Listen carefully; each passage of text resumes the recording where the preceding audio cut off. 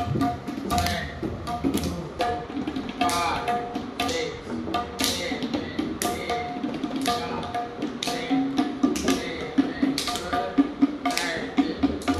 साथियों, मेरा नाम विनय है और आप देखना शुरू कर चुके हैं यस न्यूज।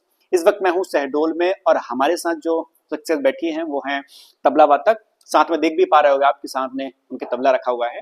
तो ये टीचर रहे हैं पहले और अभी भी वर्तमान समय में जो बच्चों को तबला और संगीत की जो दुनिया है उनकी सैर कराते हैं, यानी कि उन्हें उनकी विद्या देते हैं। तो सर, सबसे पहले तो स्वागत है हमारे चैनल पर आपका। मुझे नाम और सर परिचय दीजिए आपका थोड़ा। मुनीन्द्र कुमार मिश्रा जी। मैं पहले जो है तबला शिक्षक था महारानी लक्ष्मीबाई में। वर्तमान में मैं रिटायर हो गया हूँ और हमारा स्वामी हरदास संगीत महाविद्यालय है। बच्चों को जो है यहाँ मैं शिक्षा देता हूँ, लंबे अरसे से दे रहा हूँ, अभी चल रहा है। और भोपाल रेडियो स्टेशन से हम जुड़े हुए हैं, अप्रूव्ड आर्टिस्ट हैं तबला और गायन के। तो वो अपना बीच बीच में प्रोग्राम वगैरह भी चलते रहते हैं। अच्छा सर, आपने जो शुरुआत है तबला सीखने की या बजाने की कब से की और इसके पीछे रुझान का क्या वजह रहा है? असल पर हमारे पिताजी जो है स्वर्गीय राम कृपाल मिश्रा जी, वो अच्छा जो है गाते बजाते थे, अपने क्षेत्र के अच्छे गायक थे वो। और तबला या ढोलक वगैरह भी बजाते थे। तो मैं जन्म से ही उस वातावरण में रहा और मेरे पिताजी की बड़ी इच्छा थी कि हम संगीत के क्षेत्र में आगे आएं। तो उन्होंने मुझे प्रोत्साहित किया। तो शुरुआत में तो मैंने उन्हीं से सीखा। इसके बाद फिर मैं हमारा जो गांव है उससे 16 किलोमीटर दूर जो है शहर है रीवा, वहां आकर के मैं तबला की जो है शिक्षा लेना चालू किया और ग्रेजुएशन तक मेरा एक विषय के रूप में तबला रहा। इसके बाद फिर जो है आगे की शिक्षा के लिए मैं कुछ दिनों तक दिल्ली गया। दिल्ली के बाद फिर मैं इलाहाबाद से कोर्स किया और वहाँ पर जो है हमने कथक डांस भी सीखा। अच्छा। हाँ, अपने जो है जो कथक क्षेत्र में मशहूर नाम पंडित बिरजू महाराज जी का है।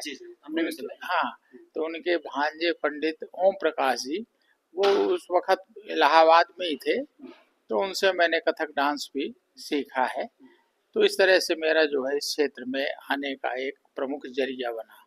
सर, जब से आपने ये कथक सिखाना चालू किया बच्चों को, तो अनुमानित बता सकते हैं आप कि कितने छात्र आपसे होकर गुजर चुके हैं और जो नई जगह पर गए? तो हमने करीब 1000 बच्चों को तो सिखाया होगा अपने जीवन में, जिसमें से करीब 25 बच्चे हमारे ऐसे हैं जो या तो किसी महाविद्यालय में है या किसी हायर सेकेंडरी स्कूल में है, नवोदय में है, सेंट्रल स्कूल में है। 4-5 स्टूडेंट तो हमारे दिल्ली में अपनी जो है स्कूल भी चला रहे हैं, 1-2 फरीदाबाद में है और एक नोएडा में एक मैडम है, वो यहाँ पर हमसे सीखी हैं और वहाँ पर अपना विद्यालय चला रही हैं। कई छात्र वहाँ प्राइवेट जो अच्छी स्कूलें हैं इंग्लिश मीडियम, वहाँ प्रशिक्षण भी देते हैं, प्रोग्राम भी देते हैं। और एक 2 शिष्य तो मेरे ऐसे हैं जो कि ऑल इंडिया स्तर पे अपनी प्रस्तुति दे रहे हैं।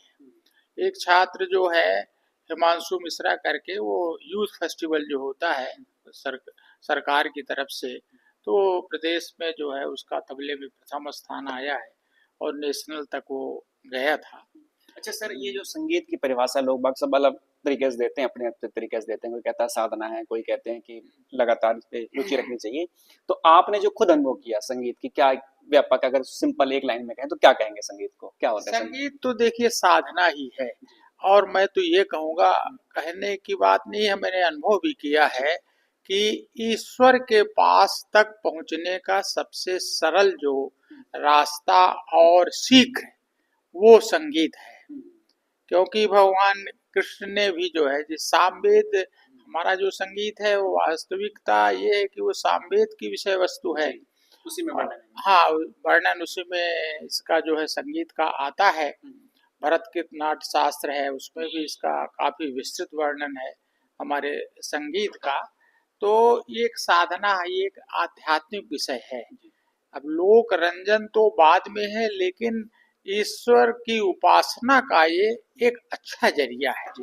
कभी जो है अनुभूत भी हुई है, हमारे बड़े बड़े जो विद्वान लोग हैं उन्होंने इस पर प्रयोग भी किया है और इस निष्कर्ष पर निकले हैं कि संगीत जो है ये भगवान के पास तक पहुंचने का जो है एक अच्छा माध्यम है। अच्छा सर, अभी जो हम लोग बैठे हैं ये परिसर है आपका स्वामी हरिदास संगीत महाविद्यालय शहडोल में जो कि है, तो इसकी स्थापना के पीछे क्या आपका विचार है? आखिर क्यों आपको लगा कि मुझे असल ओपन पर करके पहले तो मैं स्कूल में ही सिखाता था। जी इसके बाद फिर जो है प्रोग्राम वगैरह भी हम देने लगे, लोग हमको बुलाते थे और हमारे कार्यक्रमों को लोग पसंद करते थे और पसंद करते थे तो उनकी इच्छा होती थी कि हम सीखें या अपने बच्चों को हम सिखाएं भी।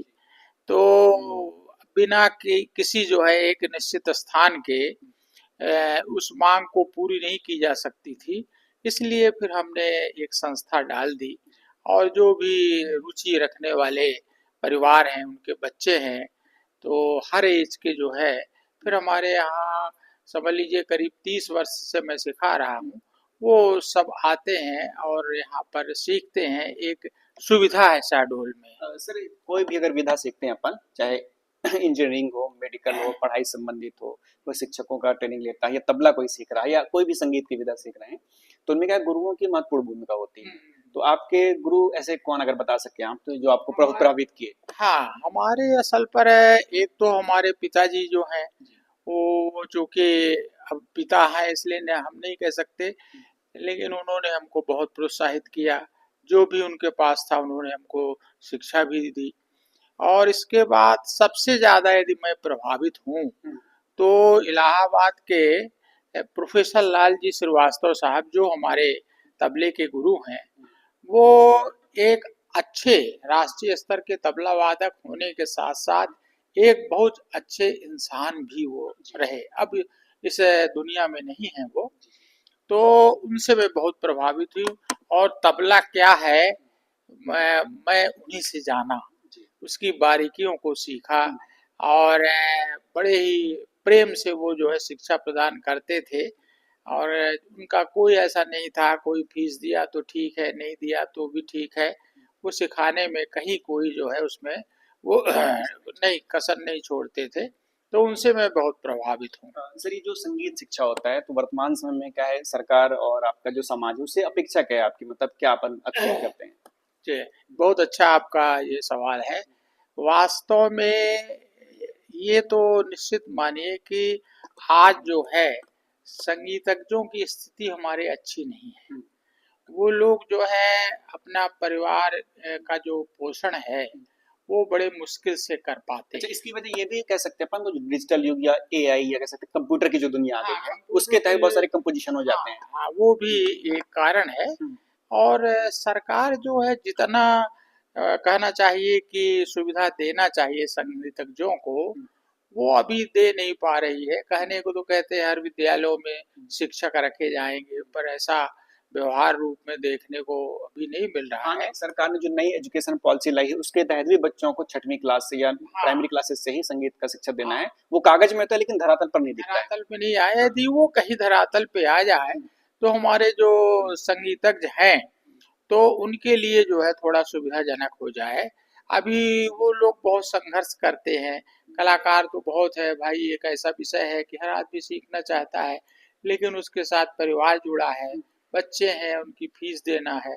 तो मैं अक्सर देखता हूँ संगीत के जो परिवार के लोग हैं, वो उनकी जिंदगी बहुत सुखमय नहीं है, अर्थाभाव में वो जो है अपना जीवन व्यतीत कर रहे अच्छा, हैं। सामाजिक परिदृश्य क्या, समाज से क्या एक्सपेक्ट करते हैं आप कि क्या उनको सहयोग किया जाए ऐसे लोगों को? समाज तो देखिए ऐसा है, वो समाज प्रोत्साहित तो करता है, ऐसा हम नहीं नहीं नहीं, कह कुछ क्या सकते। है, आयोजन वगैरह भी सामाजिक तौर पर करवाए जाते हैं ना, हाँ, उस सर मैं कह सामाजिक रहा हूँ। तौर पर आयोजन जो भी होते हैं वो अपने सुविधा के अनुसार होते हैं, उनकी जैसी जरूरत होती है उस हिसाब से वो लोग करते हैं, वो सब अपने लिए करते हैं और इतने आयोजन नहीं होते हैं कि जिससे संगीतकार जो है वो भरपूर उसका लाभ उठा सके।